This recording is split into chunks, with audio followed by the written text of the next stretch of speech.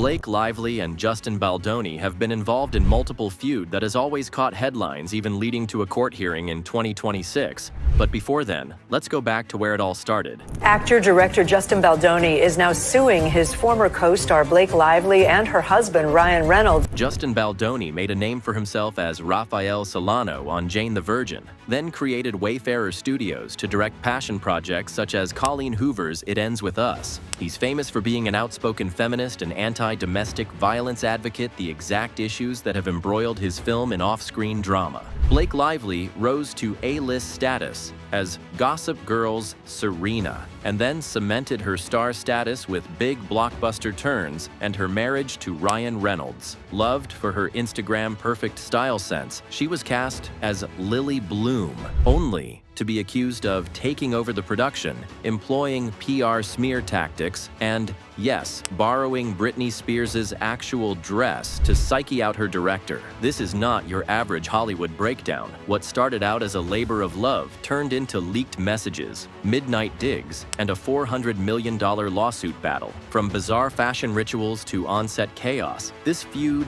turned a movie set into a war zone. These are insane moments of the Justin and Blake saga. 1. Britney's dress. Psychological warfare.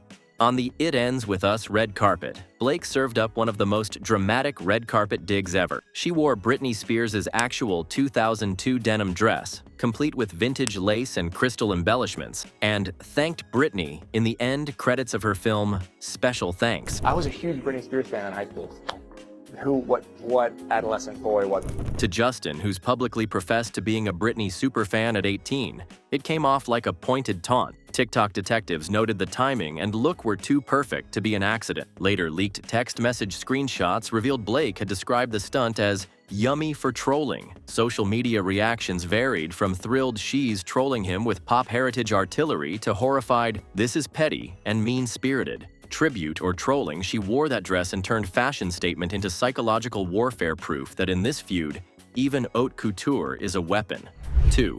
TMZ's weight question. Fat-shaming scoop. The earliest sign of behind-the-scenes drama surfaced when TMZ reported that Justin had asked the on-set trainer, "How much does Blake weigh?" before filming the lift scene. While stunt coordinators routinely verify weights to ensure safety, the inquiry was branded fat-shaming by Blake and outraged fans. Headlines screamed, "Weight war on It Ends With Us," turning a standard safety question into proof of disrespect. Social media arguments were divided. Some defended stunt work conventions. Others criticized any attention to Blake's body. Before insiders could define the context, the narrative grew into a larger battle over professionalism, body politics, and private boundaries, setting the stage for the ongoing saga.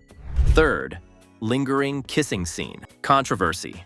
Then there was another TMZ exclusive. During rehearsals for an intimate romantic scene, Houston allegedly lingered on their kiss well beyond the scripted duration, prompting Blake to pull away. Ants scoured leaked rehearsal footage frame by frame, debating whether it was an innocent directorial artistic decision or whether it was unwanted. In a domestic violence trauma movie, a prolonged kiss seemed problematic. Critics argued that intimate scenes require explicit planning and consent. Without it, spontaneity can become something inappropriate.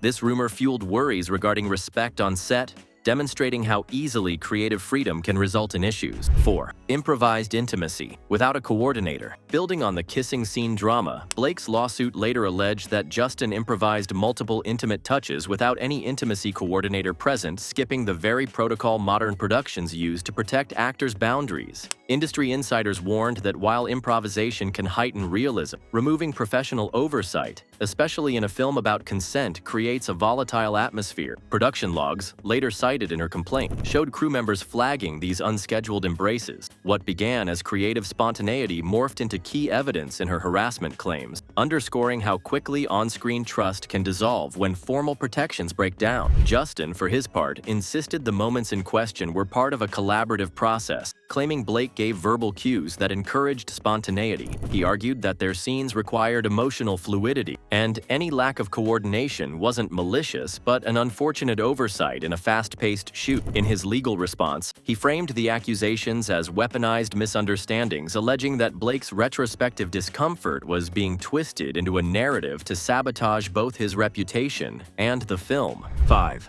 The 2 a.m. ball-busting, love language text. As legal tensions mounted, also tensions deepened off-camera. Things took a more personal turn in the middle of the night. A 2 a.m. message from Blake later leaked set off a new wave of speculation, raising eyebrows for its tone and timing. Some called it flirty, others flagged it as wildly inappropriate, especially given Justin's public persona and family life. His carefully worded response was hard-pressed to stem the runaway tide of public outcry. Abruptly, private discussions were questioned, dissected like plot devices in the very movie they were making. What was meant to stay between two colleagues became another headline, one that blurred the line between character choices and real-life consequences. 6. The unfilmable rewrite standoff. The power dynamic between star and director was already strained, but things escalated when Blake allegedly brought in a 5-page rewrite just days before a major shoot. According to insiders, the new pages revamped the final act from top to bottom, fresh dialogue, reworked blocking,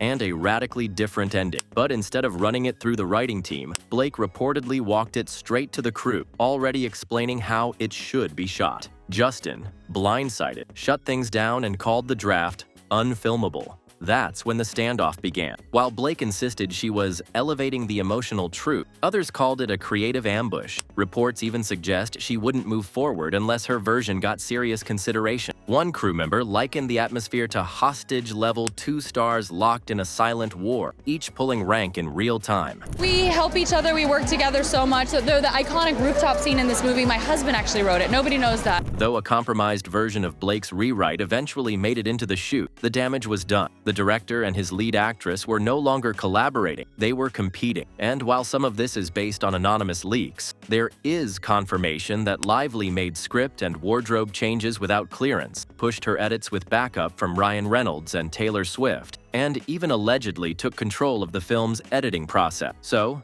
even if this exact moment wasn't caught on camera, the creative clash behind It Ends With Us was no rumor, it was real. 7. The $430,000 wardrobe meltdown. Once filming wrapped, the drama didn't fade. It just changed outfits. A post-production audit revealed that over $430,000 had been spent on wardrobe alone, with Blake curating a closet that was more suited to a Met Gala than a flower shop. Valentino bags, Ferragamo heels, vintage couture. It was a parade of high fashion completely divorced from Lily Bloom's working-class roots. According to insiders, she'd vetoed the costume team's carefully selected looks, opting instead to style the character using her own wardrobe, and maybe a few choice pieces from Ryan and Bella's closets too. The backlash was instant. Social media cried foul. Lily shops at thrift stores, not Saks. Time magazine called it a jarring distraction from domestic violence. Blake stood by her choices, saying, "Fashion is art," but others saw it as ego, dressed in designer. For Justin, who cast her to ground the story in emotional realism, the fashion fallout raised an uncomfortable question. Had his leading lady turned Lily into someone the story no longer recognized? 8.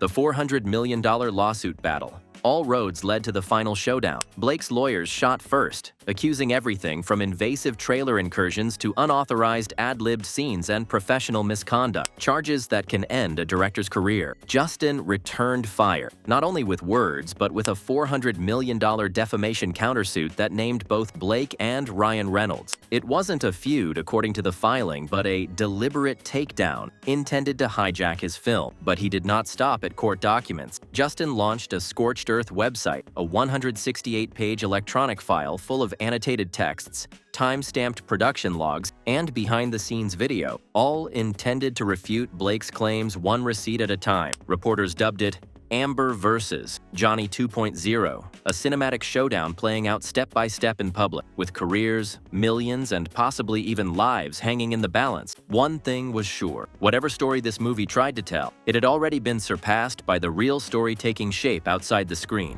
In a town built on fiction, this feud turned out to be the real blockbuster. What started as a love story became a legal thriller even before the movie even hit theaters. Which moment blew your mind? Drop your pick below, hit like and subscribe for more untold drama.